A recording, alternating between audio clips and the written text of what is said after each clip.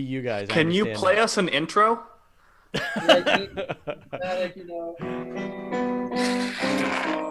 that. All right, let's go. timey horror movie. Like, All right. exactly. And now it's time for our guests. Joining me this week, we've got Austin and Tony, who are doing a Kickstarter that they're very excited to tell you about. Austin, Tony, welcome to the Weekly Space Hangout. Hi. Yeah, thank you for having us. All right, so for anyone who doesn't know, who are you? What do you do? Kick it off. Cool. All right.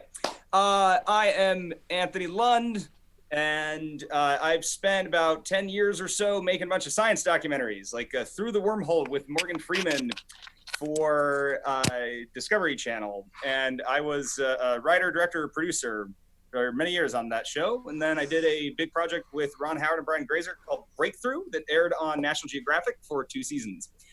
So yeah, I've spent most of my life and career just going around taking all these amazing stories that are happening out there in the scientific community and sharing them with millions of people all around the world and any medium that I can get my little grubbers on. And Austin. I have been running kind of parallel to that. I make my living principally as a composer and work in all different media. Kind of overwhelmingly these days, I work in games. Worked on games like Journey, Assassin's Creed, Syndicate, and a bunch of kind of, more like art house darling games like Abzu, the Banner Saga. I think that's my favorite one is Abzu, which is I think where I nerded out when you reached out to me, or I reached out to you anyway, and was super excited because I love the music in that game and the art direction. Well, thank you. That I will pass that along. The art direction in Abzu was a guy named Matt Nava, who was the art director on Journey as well. And I think he's, essentially one of the best artists in the world. I mean, the guy's brilliant. And so I work in that, but I've always had a tremendous kind of pedestrian passion for science in general. Growing up, my father was a physician and so had a scientifically minded training, even though he wasn't, a scientist per se. But his heroes were folks like Carl Sagan or Richard Feynman. And so that was kind of the atmosphere I grew up in. And so a few years ago, it was like, how do I take what I do for a living and smash it together with kind of my greatest non-professional passion? And that's Tony is kind of the missing component of that, realizing his career is essentially already that. It's combining his profession with this passion. And so let's make a show together that's stupidly ambitious and probably on the face of it a really bad idea, but it's going to be awesome if it all comes together. All right, That's so what let's hear. and I'm gonna play now a chunk of what your project is, and then we can talk about it. So the audience will be able to get a chance to see this now. Let's see if I can do this.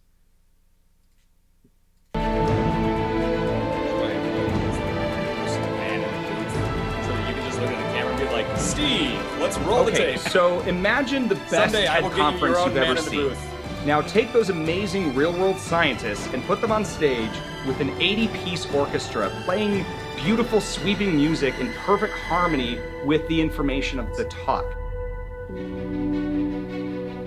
So questions about who we are and where we came from. I am not for 1 minute saying that science has all the answers. Of course it doesn't. And yet, we do start to see science opening up those questions and being able to give us actual real answers that we can. All right, they've had enough of that. They know what's going on. So talk about your Kickstarter. Right. So I will piggyback off of what Austin was saying about the origins of this whole project. Is both Austin and I feel the same way about science. We not only love it and consume it, but it's also made this profound difference in our lives that has given us deep personal connections to our fellow man and the world we live in, and just the sheer beauty of everything of all the best that life has to offer. I was raised in a very traditional Mormon family and was very, very insular. And I actually discovered physics as my punk rock. So I always wanted to do something that captures the feeling and the emotion of science better than you can with the television documentary. And, Austin had conceived of this project, came to me, and it's like getting hit with a sack of bricks in a good way, when it clicks and says, oh my God, this is it. This is how we do it. Austin and I have been friends for over a decade. You access the heart through music. And if you want to communicate just how beautiful science is and wonderful and life-changing it is, you have to use music. And like, I mean, come on, like how many times have we all heard Journey and Abzu, and Austin's music is just stupidly good. So we said, okay, we're going to do this. And we launched a Kickstarter, and that Kickstarter is the, it's the foundation of what we hope will become something that is not just seen by a Denver audience, but is produced again and again and again and again all over the world every year. It's kind of almost like when you launch a musical, the show is not a musical, to be clear, because some people have speculated about that. Just to be very clear, it's not a musical, but it is taking a bunch of real, actual science content and setting it to music. So we'll have like top scientists, like Maria Spirapulu from the Large Hadron Collider, telling kind of her story and intertwined with the kind of the story of the universe. She's a high energy physicist, so she'll be walking through kind of the minor backstory of the Big Bang till now, but intertwined with kind of her own perspective. And while she's talking, I'm literally going to be conducting the orchestra right alongside her, and the whole thing will be, we're writing it so that they're interwoven. She'll make this kind of profound point, and then the music swells up and takes over, and as your imagination is kind of dwelling on this incredible concept she's just laid at your feet, the music is kind of pushing it further into your mind, into your heart or whatever, and then it settles back down and she resumes, and it's it's conceived of like a theater piece in that way. It's not like this ambient bed of music that we kind of put below a speech that we think sounds cool. They're actually written as one unit. Right. And we actually had one of our backers described it so beautifully yesterday. He said, he's like, I totally get this. This is Cosmos meets Fantasia with TED speakers. Yeah. Yeah. Yeah. Well, that was actually a better description than our 3 months of workshopping elevator pieces. But it's like, I don't know, have you ever seen when they'll do like an orchestra will do the live version of, say, Star Wars or something like that, and you've got this sort of, but in this case it's an educational piece. It's like a live version of Cosmos where someone is doing the soundtrack live. A live orchestra is actually playing the music, which I think it's such a great idea. Yeah, actually, so funny enough, my agent has been producing shows like that for, we're obviously here in Los Angeles, and the kind of granddaddy of live concert venues in LA is the Hollywood Bowl, and giant 18,000 seat, outdoor legendary venue. And a couple years ago, my agent started creating shows for the Hollywood Bowl where it would be like you're describing. It would be kind of like his big passion is musicals, and he also represents a couple of the kind of landmark composers in that space, the most noteworthy of which is Alan Menken, who did all of the Disney musicals in the late 80s, early 90s. 8-time Oscar-winning Alan Menken. And so a couple years ago, he said, let's do The Little Mermaid live at the Hollywood Bowl. And he said, watching the movie while an orchestra plays the score is actually boring. And I always said the same. I was like, it actually ruins both things. Because you're hearing the score, like how, when we make a film, he directs, I write the score. You work really hard to make the mix of all the elements, the sound effects, the dialogue, the music. You work really hard to do, that's called the dub. You work really hard to make the dub this perfectly cohesive thing. You throw the whole thing up on stage live, and all that flies out the window. You can't control perfectly, like, is the voice just loud enough? Did the French horn bury that really important line of dialogue? So it's like you're hearing the orchestra in a slightly acoustically reduced way, and you're kind of either burying it by the movie or you're obliterating the movie with I was like, basically this ruins everything. And so my agent said, well, what if we make it, instead of a movie live, it's a show. And so in The Little Mermaid, what we did was every time one of the songs would start, Poor Unfortunate Soul, right? This is a classic song from Little Mermaid. the movie actually would stop and an actor would come out and it would become a stage piece for the purposes of that song. So like the actress Rebel Wilson came out as Ursula and did her own entirely new version of Poor Unfortunate Soul. And then the moment it was over, it's like the movie kept going. And it was full of things like that. And they just recently did Charlie and the Chocolate Factory, where they were projecting animations along the frame of the bowl, where the movie was like extending off the screen into the physical space of the concert hall, of the concert venue, things like that. And so the combination of helping them on those shows and also just watching them get put together as an observer, I was like, this is what we need to imagine applying science to this concept, where it's not just Planet Earth, because BBC does these. They do Planet Earth Live. They do Blue Planet Live. And it's basically the same formula. Yeah. Let's project the cool, beautiful visuals, which are second to none, but nonetheless, it's just a projection. And then we'll play the music. Well, that's really cool and probably amazing if you're high. But what if it's more alive than that? Like, instead of hearing about, the discovery of the Higgs boson, what if one of the people who did that comes out on stage and talks about it, set to music, as if it was the dramatic, inspiring speech from the end of the movie when you're like telling Rudy, go out there and go get him, and the music is swelling up below you. Imagine that constructed as an event right in front of you. That's the idea. Now, you've already got the first one is booked, right? So when is the first performance going to be happening? That is going to be October 5th in Denver, Colorado, at the Betcher Concert Hall with the Colorado Symphony. The other thing that we're really excited to talk about too is that this show is really important to us, that it reaches as many people as possible. And Austin and I wouldn't be living up to our values as people who evangelize for science if we didn't find some way to that everybody can get access to it. So we are going to do a live broadcast of the entire concert at the world premiere on Twitch. Right on. Yeah. Okay. Free. No paywall or anything. The idea is, we're exploring a lot of ways to disseminate it beyond just touring it when it's over. But we already have an agreement in place with Twitch where literally you can go and watch it, and we'll have multiple cameras and good quality audio. There'll be mics all throughout the orchestra and everything, so that you're not just getting like some master stereo mix from the audience somewhere. You're actually getting a proper feed, and so that everyone has a chance, to check it out. Yeah, and that's also why we're on Kickstarter as well.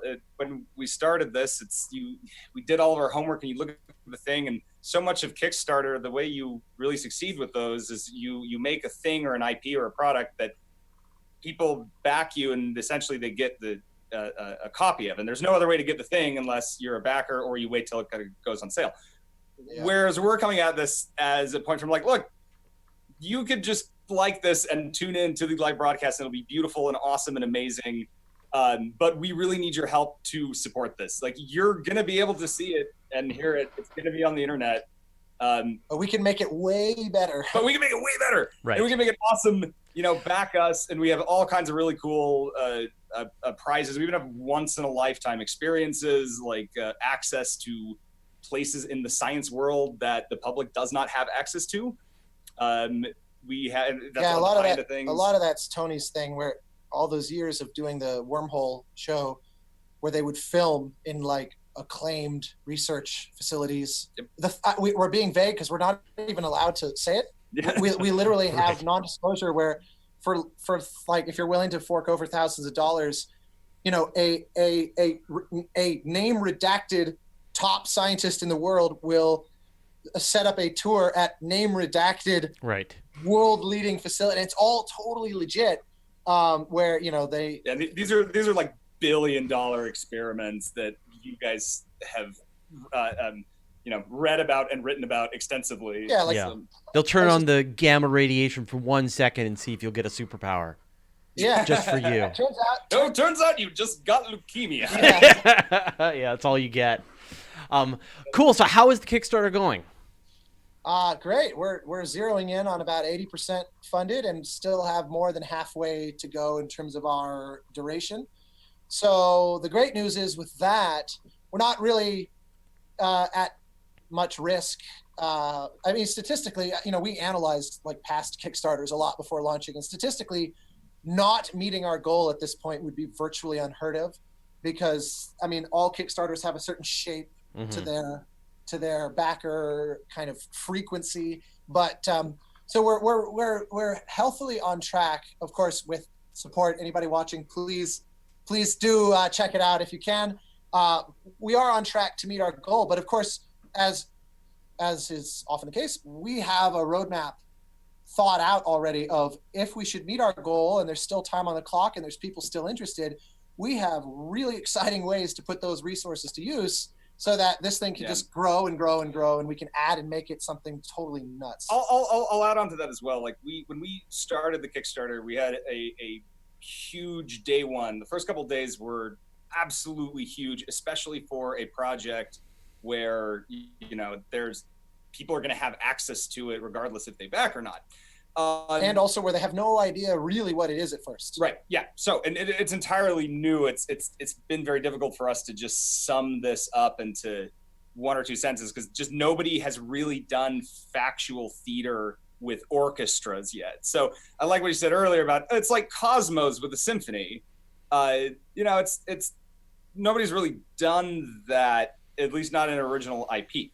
So we had that challenge. Now, like Austin said, the Kickstarter is going well, but I don't want anybody to think for a second that we're not losing many hours of sleep and freaking out about this, because this very well could get up right to the edge and not make it. That happened to a major like huge institute of American science media with a Kickstarter. We'll leave them nameless, but a little Googling and you all could find them. They had a project, launched it, and got like... It's like 90% the way there, and it did not go. Well, if it's any consolation, you know, I'm Canadian, so it's showing me that you guys have earned 81,751 Canadian. Yes. So, can we just exchange that? Just perfect, just a straight... No, Canada money isn't real. Yeah, I know. So then, you know, like, let's say that you do get the Kickstarter. Let's talk about what comes next. What, you know, I mean, it feels like you guys are on to something. I'm sure the response from just the public has been enthusiastic. I'm sure Twitch is excited about it. You know, what are the plans for the future? Tell me a little bit about the guests and then sort of where you think this is going to go. Yeah, let me also just quickly add to that as well. Where we are too is that we've done a lot of work into, if we can meet certain stretch goals, we have these incredible things lined up that we are like gushing because we want to tell everybody about and announce. The thing is, we are asking the public to fund our absolute minimum production expenses. These are things like unavoidable fees and travel. And this is just all the stuff that we have to meet and can't do it out of pocket. It's all need. And then there's people who are offering their time and their artistry that we can get for like basically theft rates. There's a lot of beg, borrow, steal going on behind the scenes on this, and that thank God it serves like a very sort of publicly valuable mission. Like, we believe in this as a concept because the idea is to impart science as a way of thinking, as opposed to make it like you mentioned it as an educational thing before. That is technically true, but we are not thinking of it as a show intended to teach. It's a show intended hopefully to inspire. So if you walk away having learned nothing, I'm actually not bothered by that at all. If your association with science afterward is like thrilling, you know, moving, affecting, and because that will inspire you to go learn on your own. Like, because that's how it was for me, and that's how it was for Tony. Like, we associated science with all these really profound emotions, and that's what led us to spend time, you know, following. I mean, like, when you reached out, I had already been following you on Twitter for ages, because like I consume this stuff as someone who it matters to my life, and so the goal is to reach people that way. All right, well, we're starting to run out of time, so I'm just going to give you another opportunity just to shamelessly self-promote it. Where should people go if they want to find out more? We're going to put a link in the chat and all that, but where should people go? What's it called again? So the show is called A Light in the Void, and all of our social media handles are LITV Concert. So Instagram, Twitter, Facebook, whatever, and we have a bit.ly link that takes you to the Kickstarter of, you know, bit.ly LITV Concert, same thing. And obviously, if you just go on Kickstarter and you look up Light in the Void, and of course, all of our individual social media is basically like, don't look at me, look at this. And so yeah. And yeah, please, if you can become a backer, awesome. If you can't, please just give us a shout out on social media. That goes much further than you actually think it would. Lots of amazing people are finding us. We got a shout out from director Guillermo del Toro like 2 nights ago. Yeah, he just kind of randomly tweeted about it, which was really awesome. Yeah, that's cool. Great. So please join the conversation. That creates this critical mass that will allow us to just rocket ship off at this thing, reach millions and millions of people, not just thousands but millions, and that'll help us make it so it has legs. Yeah, that's awesome. I'm on board. Good luck, guys. Thanks for joining us on the Weekly Space Hangout. Yeah, I appreciate it very much being on here. Yeah, thank you guys so much. Thank you. All right, we'll see you guys later. Cheers. All right, now it's time to do the show. So we'll start at the beginning again. I'll stop that. So if I close this, it doesn't blow anything up, right? No, you're good. Okay. All right. All right. See you later, guys. Right, Thanks, guys. Yeah, exactly. Back to the grindstone. Can I leave too? No, we still need you. I really did want to do those phase calculations though for the water world. I just want to see like this performance. I saw an infographic. It looks like they did it. The extreme pressures turn most of the water into ice. Okay, that would make sense because it forces it to go into its crystalline configuration. Although the ice, I've lost control now. This is our show now, Fraser. Yeah, I can see that. I'm the captain now. Sorry, you are the captain. See ya. So long, I've just been promoting. You'll get a chance to talk about science again once the promotion's over. All right, here we go. Hello and welcome to the Weekly Space Hangout for Wednesday, March 28th, 2018. I'm Fraser Kane, publisher of Universe Today. This week, we're going to be talking about the best budget ever, but more delays for James Webb, a galaxy without dark matter, and theft of material between the large and small Magellanic Clouds. Joining me this week, we've got whoever is on my screen. It's Morgan. We've got Dr. I'm Morgan never the Renberg. one screen stealing. Yeah, Director of Scientific Presentation at the Fort Worth Museum of Science and History. Morgan, welcome. Hello.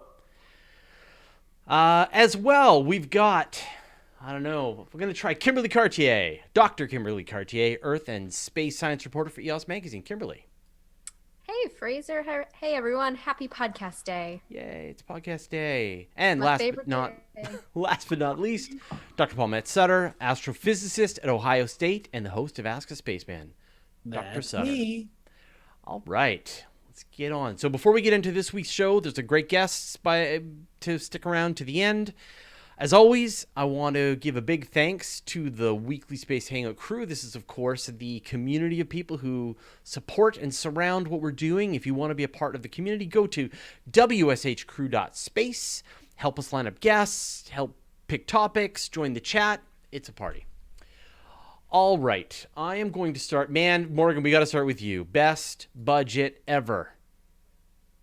So I don't want to say I told you so, but a couple of months ago, we were talking about the president's budget request for fiscal year 2018 and what that might portend for NASA, the National Science Foundation, and other space-loving agencies. And it was kind of a grim picture. But I said that nothing is set in stone until a budget is actually passed by Congress. And that actually happened last week. And it was pretty incredible news. And we often talk a lot about NASA, but I kind of want to step back and look at sort of an even bigger picture of the way in which science came out, because astronomy is kind of a derived field in the sense that we depend on a lot of physics and chemistry and geology and biology to understand what's out there in space, because we need the people actually studying the stuff here on Earth in order to make those jumps out into outer space. And by some measures, this was the best science budget in the history of the United States. And it was by basically every measure, the best budget in at least a decade for basically every science agency. Every federal funding science agency received an increase, or at worst, a flat budget from fiscal year 2017. I'll just list a few of them here. The National Institutes of Health got an 8% raise. The National Science Foundation research arm, which funds most of astronomy research, got a 5% range. The Department of Energy research arm, which funds a lot of basic physics and particle physics work, got a 15% bump. And that was compared to a 15% decrease that was proposed in the president's budget. The National Institutes of Standards and Technology, which sort of do the very most basic work to measure things like the spectra of very pure elements, got a 25% increase in its budget.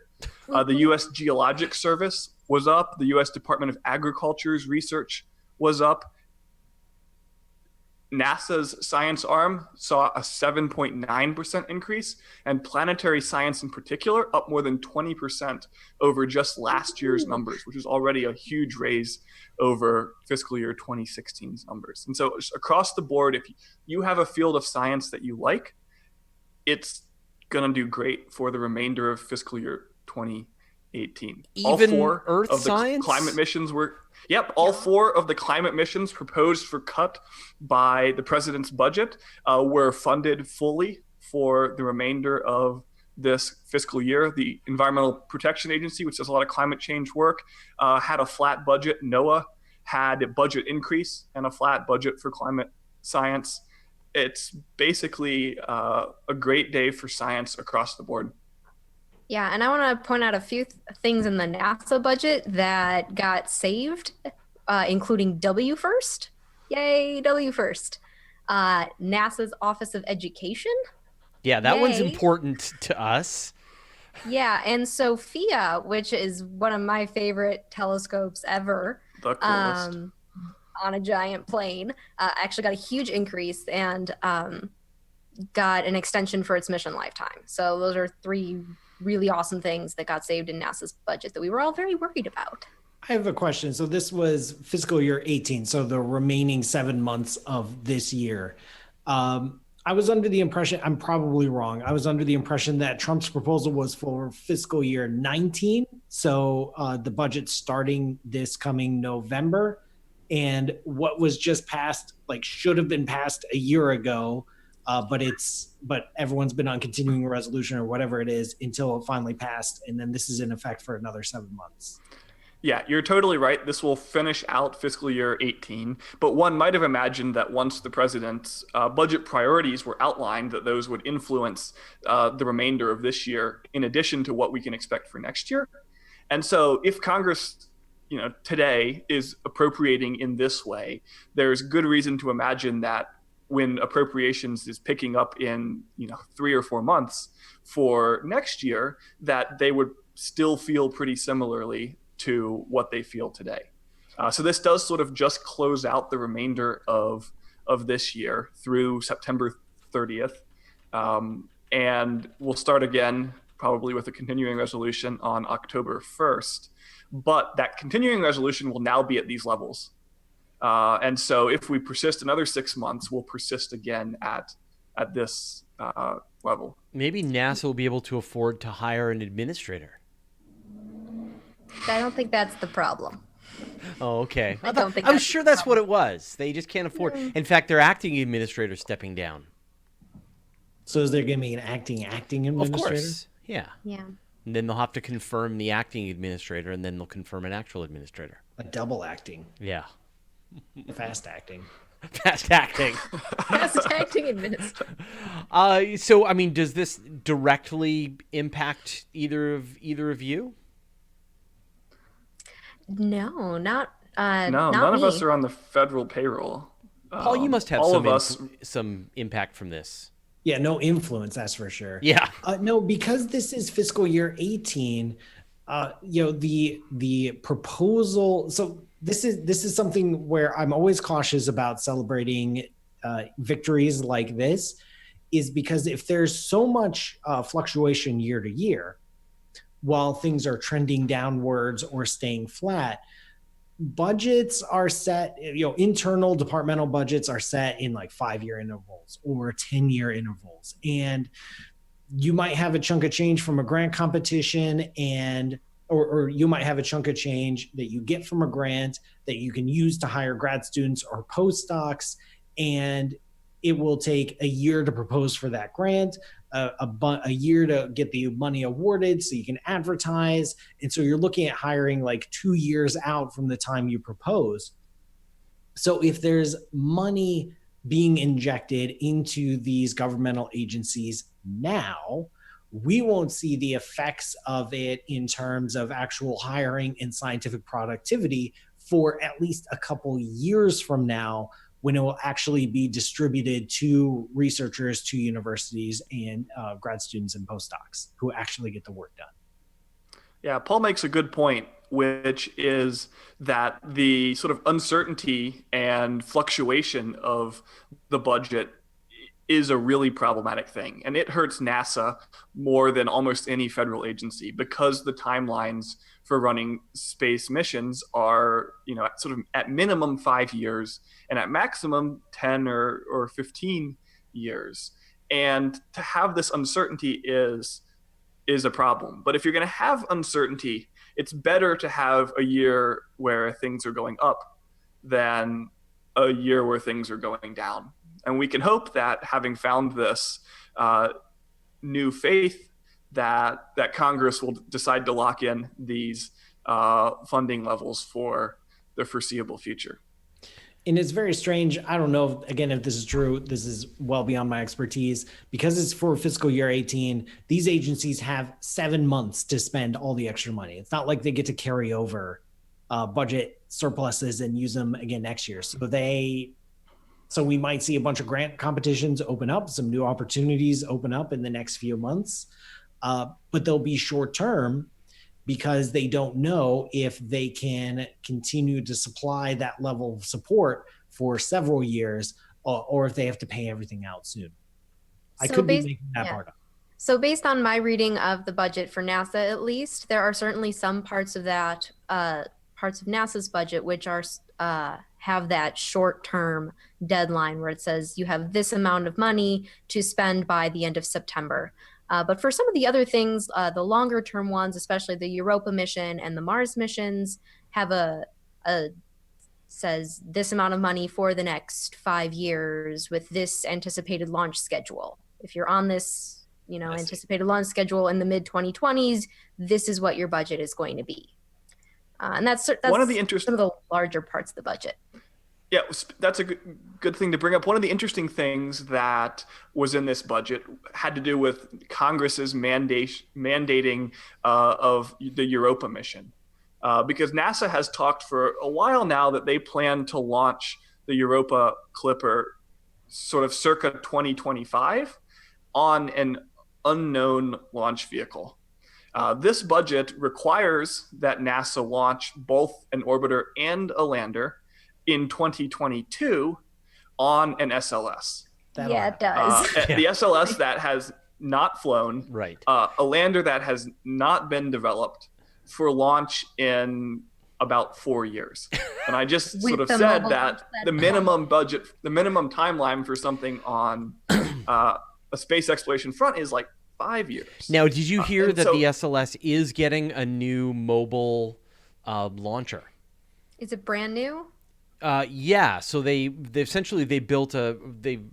authorized a second mobile launcher for the SLS. So we're going to be using one, and they're going to have to retrofit it to do the larger Block 1B middle stage or upper stage. And now they're building a second one that's going to be able to handle the bigger rocket. So, well, I think everyone here knows my opinion about the SLS. No, please tell us what you think about the SLS. Why are there so many resources going towards this thing which we've never used and we haven't used, and they're going to make us use it even though it's not the right thing to use anymore?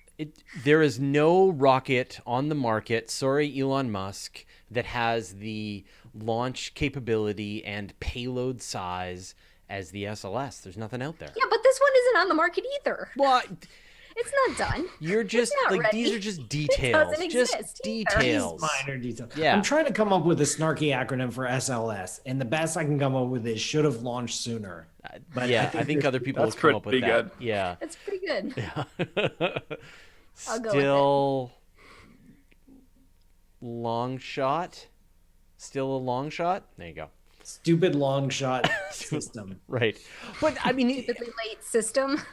so actually, there was another story this week where NASA was saying that, people had asked them, like, now that the Falcon Heavy's launched, why don't you just buy a bunch of Falcon Heavies? Now's your time. And the people from NASA said the problem is that it's not powerful enough and it doesn't have a big enough payload. They don't have a good answer. And, well, obviously the answer is, and it doesn't mean that we have to lay off 10,000 workers in politically, in various states and regions that will be politically damaging to the politicians. That's the reason. Yeah, I mean, it's worth thinking about the fact that these sort of political favors cut in both directions. So Richard Shelby, senator from Alabama, is the leading supporter of the space launch system. He was also the person who intervened to save at least 2 of the 4 climate change missions because they're operated out of Alabama. And so these sort of special interventions by legislators can work both to sort of persist projects that we don't like, but also save projects that we like. And there's a balance there that can be challenging to navigate. All right, well, let's just keep the good news rolling. Kimberly. Yeah. So the James Webb Space Telescope is totally on time and totally on budget. No more delays are going to happen ever.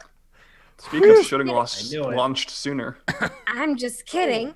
Of course, the James Webb Space Telescope is delayed for another year. I'm shocked. I know, we're all shock and horror and oh my Yeah. gosh, I had no idea this was coming. They Okay, just won't start telescoping. Morgan Nostradamus had told us this a couple of weeks ago, I think. Okay, I'm turning down the sarcasm Oh, a little bit. You now. dial it down a little bit. Tell us just the news then, All right. just straight up.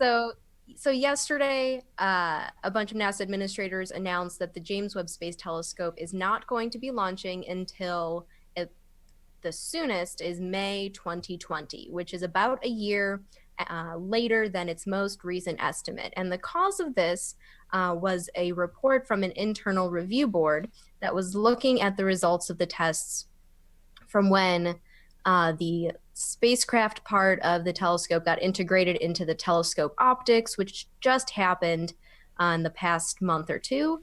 And they were looking at the results of these initial tests and concluded that things weren't working to the level that they wanted to at this stage, and there needs to be much more testing in order to confirm that all of the spacecraft integrity will hold once it's launched. And based on this report, it seems that the real issue has to do with the lower spacecraft components, which includes the solar shields, the power sources, and the solar panels. And we're not quite sure which bit of that is the issue, but it looks like the telescope optics are fine. And it's the lower spacecraft components that may be acting up. And so those are the parts that need a bunch more testing before launch. And they think it will take about an extra year to do that. I legitimately think they're chicken to launch it. I think there's no one in NASA's hierarchy who's willing to lay their life on the line and say, let's launch it. Yeah. Because the consequences of failure would be so catastrophic that it's one of those things that will be studied and tested into oblivion. So, I mean, I don't think that you're wrong, because they're also establishing an external review panel headed by industry experts. They so put that it they in can the have, vacuum of space. They shook it around, get that thing on a rocket, and away it goes. It's done. Well, Let's get it out there. They're trying to have as many points as many checkpoints as possible and as many fresh set of eyes on this system as possible before they take that enormous risk to launch the telescope. And you might be right. It might be a case of nerves that is causing all these extra delays. But I would personally rather have a telescope that works, even if it's a little bit later. And I will remind everyone that this same sort of thing happened to Hubble near the end, where we got so close and then there was delay and then close and then delay. And they still screwed it up. And they still screwed it up. But this one we can't fix. Right. Yeah. If it's screwed up, we can't And fix in the it. meantime, ground-based technology Is advancing. is advancing leaps and bounds. That's Yeah, true. a few weeks ago we talked about, like, would you rather have one JWST or 20 ground-based telescopes? And right now it kind of feels like the question is, would you rather have a telescope or no not have a telescope. telescope? Yeah. Because I This, saw something interesting reported this week, which is that it's supposed to launch on an Ariane 5 in 2020. The Ariane 5 is scheduled to be decommissioned permanently in 2022. And so they're going to be bumping up against the end of life for the Ariane 5, which presumably would trigger all sorts of other contingencies to have to test it for Surely flight they'll keep aboard one or two another. just for the JWST. Yeah, I would hope that they would keep at least one for the one time they need it for James Webb. I would hope, but this thing isn't designed to fit in another rocket. It's designed for this one, this Ariane 5 Can rocket. you buy one on layaway? Uh, Just get a rent-a-shed and Yeah. stick it in there. But I will also remind everyone that the first round of science for James Webb has already been selected. It was selected months ago, and I think when we first talked about it, we brought up the fact that all of these early release science programs, they don't have any firm set targets. There's not like, I'm going to look at this galaxy or this star or this planet because of the completely uncertain timing of when this telescope will launch and be ready for use. So the early release science, this phase 0 should still be the same. And they probably have contingency lists of all the possible targets they could look at, depending on when this thing actually goes up. So, all right. womp womp. Yeah, Telescope. but I do love that idea, right? That like, what are the chances? Like, a space telescope that never launches, nothing will be as successful as the space telescope in our hopes and dreams and what it could do. It's when you actually launch it that you find out what it did do. So Yeah, but if it doesn't launch, then it's a failure. Automatically. no, if it could still launch, it might launch eventually in the future. You don't know; it could happen. All right, I'm gonna talk about briefly because we're down to 10 minutes. So let's talk about a couple of stories that are coming up from the Hubble Space Telescope. I'll go first, and then we'll let Paul go last but not least. And this sort of news came out today that astronomers have found a galaxy that is utterly devoid or mostly devoid of dark matter. And I'll bring up the picture here. And the way they found this out, it's a fairly nearby galaxy. It's called NGC 1052 DF2. It's about That's a great name. Oh my gosh. 65 million light years away.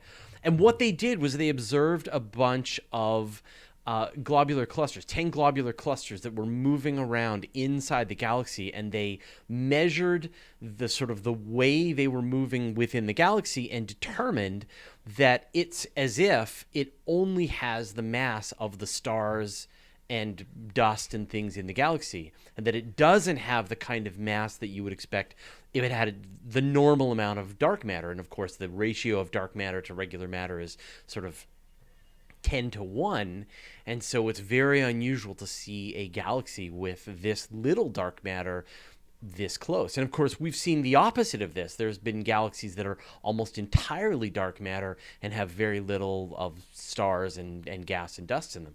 And so what this sort of shows is just more and more evidence of this idea that dark matter and galaxies and the stars and the dust are separate things that can be separated through various processes, usually things colliding together, and actually be separated apart, and takes away even more evidence of this idea that dark matter is just that we don't understand what gravity is at the largest distances when you find something that's relatively close and just has no dark matter in it.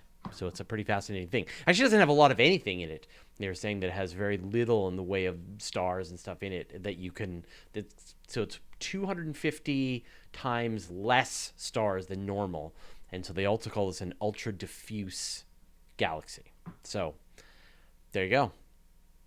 So that seems weird to me. So I will admit it's been many years since I've taken a cosmology class, but my understanding of how this worked was that dark matter coalesced first and made clumps that then attracted all the other matter, which then became stars and dust and galaxies and stuff. And so most galaxies have this well of dark matter, and within that well of dark matter, there's a galaxy. I'm sure at some point Paul's going to clear his throat when I get this wrong, but the I'll let you just jump in. Go ahead, Paul. Is that how galaxies No, go ahead, Fraser. Well, I was just going to say that, the way the evidence seems to be going right now is that the galaxies, that the formation of the galaxies at these sort of, the large scale structures of the universe to bring together these, these dark matter halos, that got going bottom up, that the clouds of dark matter was coming together bit by bit and formed these larger structures, and it wasn't like great big clouds of dark matter that were turning and spinning loose and tearing off chunks of dark matter out into the cosmos. And so, but that the dark matter was there to help form and provide like an anchor gravitationally for the stars and the gas and the dust. They're really what is the galaxy. It's not the things that we can see, but except for this one. Yeah. Except this one. Yeah. It's not this galaxy. Paul? Yeah, you guys are absolutely right. So structures form from the bottom up in our universe. They are seeded in the very early universe from little clumps of dark matter that then gravitationally attract the light emitting matter like hydrogen and helium, which eventually evolved to become stars and then galaxies. In fact, if you eliminated the dark matter from our galaxy, there is not enough time in 13.8 billion years to make galaxies as we see them. So dark matter and light emitting quote unquote normal matter are tightly connected.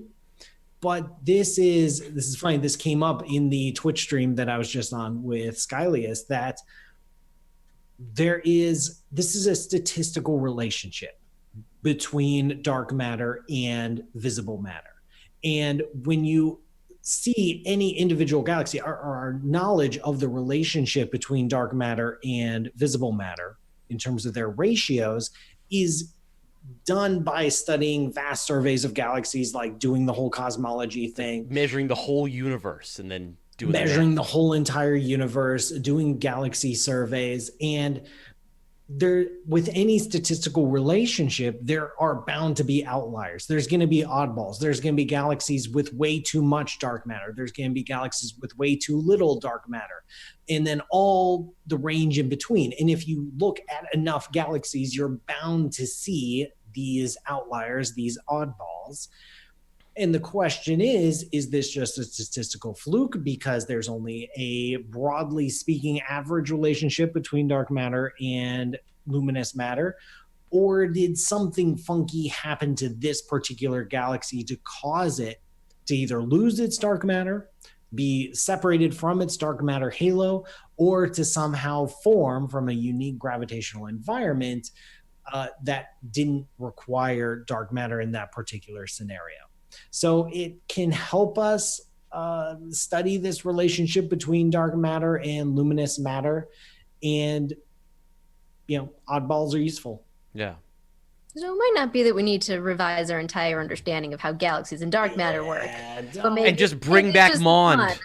Maybe we just need to figure out this one and say, you know what? Mond was never here, so we don't need to bring it back. No. We don't understand how Mond works at vast distances. It doesn't work. We understand exactly how it doesn't work at vast distances. It does not fit our universe. And this relationship between the luminous content and the dark matter content of galaxies is something that has bedeviled cosmologists for decades, because what we see is the luminous matter, and we try to use the statistical relationship to get at the underlying dark matter distribution, which tells us about the history of the universe. That is a very, very difficult thing because of examples like this. All right, well, let's talk about the other news from Hubble this week. Paul. Yeah, so we have speaking of galaxies and luminous structures, there are vast blobs of matter, of gas in our galaxy, surrounding our galaxy. And there's one in particular called the Magellanic Stream, which is ridiculous. It's 600,000 light years long, and parts of it are moving at 400 kilometers per second relative to the Milky Way. So this is hot, thin, tenuous gas that's making this fantastic arch. And we're pretty sure it's associated somehow with the Magellanic Clouds, probably material that are being pulled off or pulled ahead of the clouds themselves. There's one particular part called the leading arm, which, as the name suggests, is in front of the Magellanic Clouds, and that those leading arms are currently plunging headlong into the disk of the Milky Way itself. And there's been this debate going back decades, actually, of whether it comes from this chunk, whether it comes from the large Magellanic Cloud or the small Magellanic Cloud, or a little bit of column A and a little bit of column B.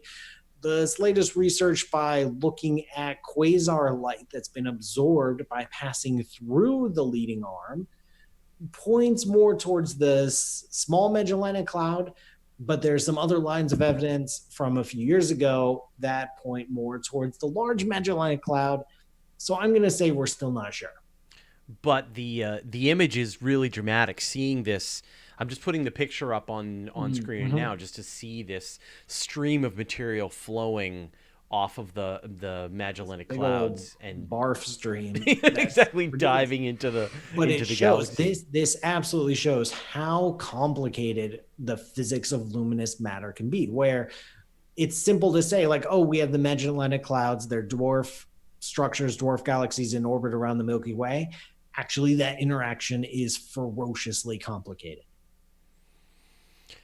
And on that note, speaking of things that are ferociously complicated, Paul, tell us something. Actually, oh, that's right. I forget. Now it's time for our guests. And we're done. And we're back. All right, Paul, since you're on screen, tell us something that you're working on. Hey, I don't know. Should I just do an AstroTours plug? I'll just do an AstroTours. Go to astrotours.co. There is still room on the cruise, but not a lot, actually. Thanks. There's a lot of people signed up recently, which is awesome. Fantastic. There are new destinations launching soon. Ethan Siegel of Starts With a Bang, and the guy with the beard, he is leading an Iceland aurora hunting expedition through AstroTours in January of 2019. We are taking reservations for that trip now. Ethan is a blast to hang out with. He'll make a fantastic guide and storyteller on that trip. He's super pumped. He's super excited. And you should sign up. So if you didn't get to come with me and Fraser to Iceland this year, you need to go on Ethan's trip. So go to astrotours.co for the links, and you'll see Iceland. Ethan's going to show up on my show in a couple of weeks, and I'm going to ask him what space time is, but then I'm going to give him some tips on traveling to Iceland, so it should go well. Perfect. All right, Morgan, tell me something you worked on. Space guns. Really cool, terribly useless. And if you want to know more than that, you should check out my latest video Isaac for Arthur's going to be disappointed when he finds this out. I worked him in there. So wait a second. Check it out. So over space on YouTube. guns, like guns in space, or like using guns? Using a gun to get to space. Really cool idea. Not the best idea. But what about guns when you're already in space? Really cool idea. I'm asking. Not the best idea. Not the best idea. Oh. Now, is that just like explosive space guns, or I guess we're gonna have to watch out. Okay, where do people watch? Yeah, this you video? might want to check out this video. And go check it out on SciShow Space. That's awesome. Kimberly, something you're working on? So for the past few days, I've been elbow deep in the federal budget, which I think we've mostly already talked about, focusing on all the cool things that are still there for science that we were really scared that weren't going to be there. So that's what I've been working on recently. Awesome. And I just posted a new video on the YouTube channel. People have been asking me questions about how a mission would drill through the ice on Europa, and what about the radiation, and how would it communicate? Space guns. Space guns. Yeah, exactly. We're gonna blow a hole in that mother. So I just posted a video where I went into gruesome detail, covered this proposal that had been written up back in 2013 as part of the NASA Advanced Institute for Concepts, and it's like a 200-page study that goes into all the detail. And so I did a video all about how this thing would actually work, and how the cryobots would melt down through the ice, and how the hydrobots would be deployed into the under European ocean. So check that out over on my YouTube channel. And then the story bots will sing a song. Exactly. The song bots will sing. All right. Bring up everyone here. It's time to wrap things up. Thanks as always to all of our viewers. Thanks to our special guests. Thanks to my co-hosts. Thanks to the Weekly Space Hangout crew. And we'll see you all next week. Bye-bye.